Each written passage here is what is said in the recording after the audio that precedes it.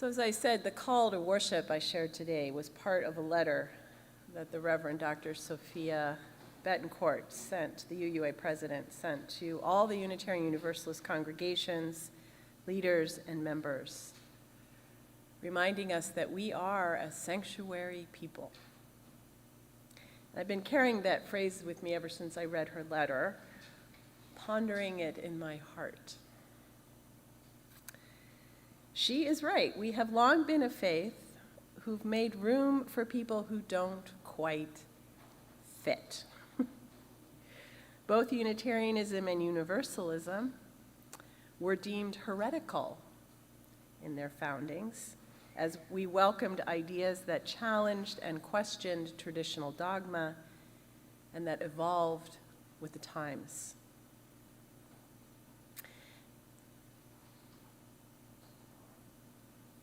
Theologically, we welcome atheists and agnostics, pagans and Buddhists, progressive Christians, Jews, Muslims, and Hindus, and folks who don't really know or want to be characterized in any particular religious anything, but who are looking for a religious home that connects them with other people and with their experience of the sacred without judgment and without creed. We welcome into our pews and into our ministry people who have traditionally been denied entry, most notably LGBTQIA+ folks and their families. Universalism was the first Protestant faith to ordain a woman into the ministry, Olympia Brown, in 1863. We were among the first to ordain gay, lesbian, and trans folks into our ministries as well. Beyond our congregations, we have a history of sanctuary. Unitarians and Universalists were active in the abolitionist movement.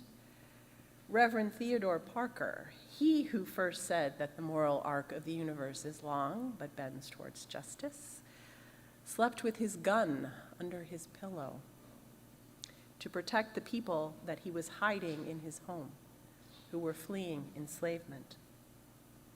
During World War II, Reverend Sharp and his wife worked with the Unitarian Service Committee to rescue hundreds of Jews through Czechoslovakia. And during the civil rights movement, several Unitarian ministers and lay people joined the Reverend Dr.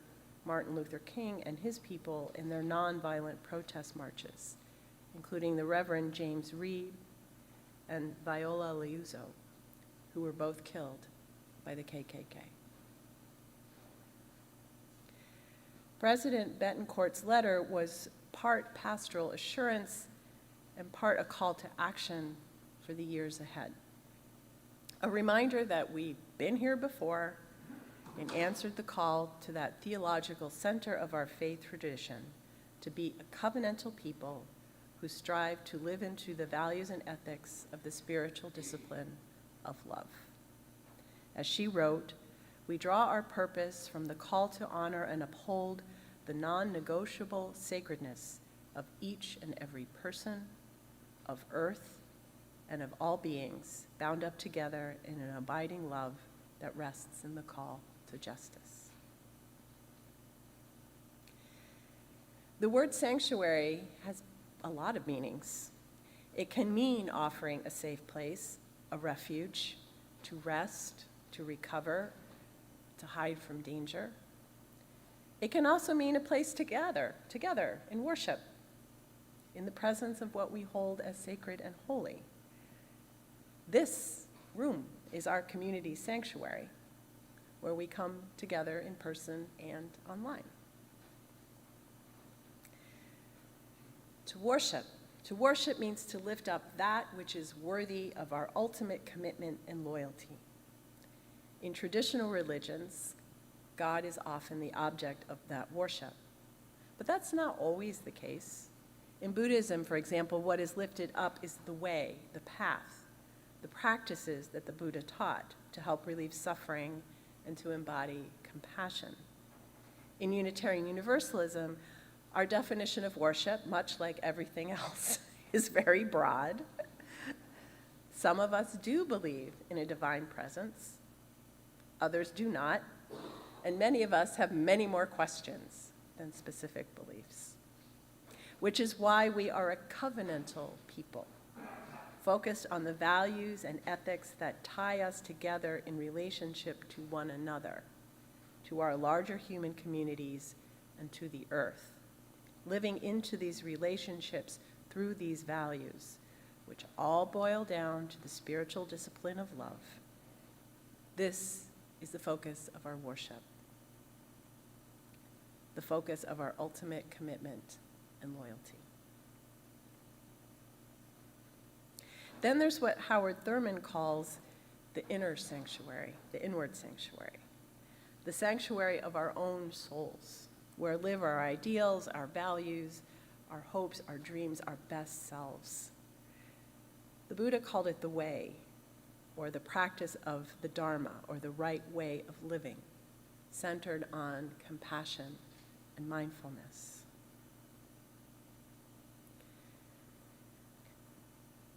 I want to tell you a little story about bringing that inward sanctuary to my outer self. It was about 2 weeks ago. I was walking to my car in the Westford Market Basket parking lot, and I was running late because, I'm always running late to a doctor's appointment. So I already was not in a good mood. And I saw a man getting out of his car, which was festooned with an American flag and a bunch of bumper stickers, including one which was about his supreme leader. As the granddaughter of a Holocaust victim, that's a particularly difficult phrase for me to read. And I was very tempted to go up to him and say something very, very nasty about what I hoped would happen to him. But I didn't, because part of me knew it wouldn't bother him, and it might endanger me. Instead, I headed to my appointment even more late and now really fuming. And I went to the wrong suite first and got, told, no, you're supposed to go there. And then being told, read the sign outside the door. And I finally get to where I'm supposed to be, and there's a woman ahead of me at the receptionist's desk, and she's trying to make an appointment, but she's having a lot of trouble figuring it out because she has a baby with her in a stroller, and the baby's fussing, and she's going back and forth.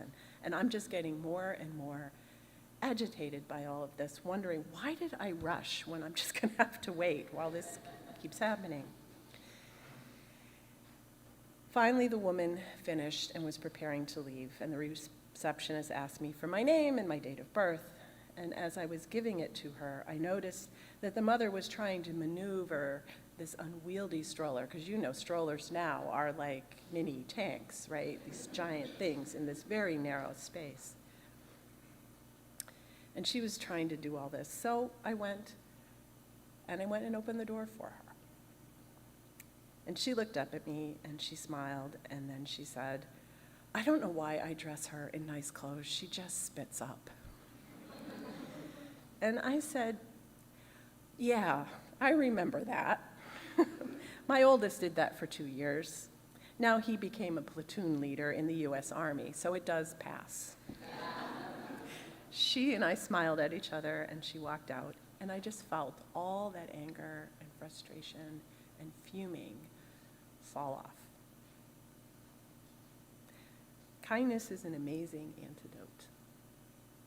That practice of the spiritual discipline of love, and for a second I joined my inward sanctuary with my outer life.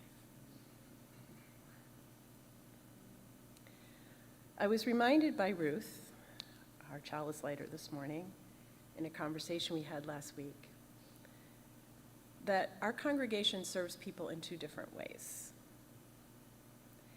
We offer sanctuary outside our walls in our larger community by preparing, lots of examples, preparing apartments for refugees arriving in Lowell, preparing and serving meals for Community Table and Table of Plenty, where people not only get to eat, but they get to eat together, which is the real ministry there. By creating a safe space for people to share their stories of trauma at the Can We Talk program in our partnership with the New Bethel AME Church in Lowell, by holding the Transgender Day of Remembrance Vigil and the Transgender Day of Visibility and participating in Pride events, by restarting the Green Sanctuary Committee to help make our whole earth a sanctuary for all people. These are just some of the things that we do to serve our larger world. And just as important, now more than ever, we offer sanctuary for one another here in worship. We accompany each other in learning to live our outer lives in harmony with our inward sanctuary as much as possible, to narrow the gulf between the outer and inward so that our lives will be increasingly whole and of one piece. Together we are each other's Sangha, the refuge of a community that reminds us what matters most and what makes our living truly meaningful. So this is my invitation, my request, and my charge for us for the next 4 years and beyond. Be part of this sanctuary. Be this refuge for one another as well as for yourself, and commit to it. Commit to it, commit to each other, commit to our covenants, commit to the larger spirit of love that is central to our faith. It is lovely to talk about love and compassion and good works and to claim these as our ideals and our values, but they mean nothing if they are not lived into and if they are not practiced in community, and they are hard. They are hard work, and we need one another to do it. The sanctuary that is First Parish doesn't just happen magically any more than these wreaths appear on our windows magically. It is here, they are here because of the commitments, the practice, the attention, the gifts, the presence of all of you. So, may we take refuge. May we take refuge in the Buddha, in Jesus, in Theodore Parker, in Dr. King, and in Gandhi, and in Olympia Brown, in all the teachers and prophets, known and unknown, who show us the way of love in this life. May we take refuge in our covenants, the way of understanding and of love. And may we take refuge in this, our beloved community that strives to live in harmony and awareness, resilience and resolve, and in courageous love.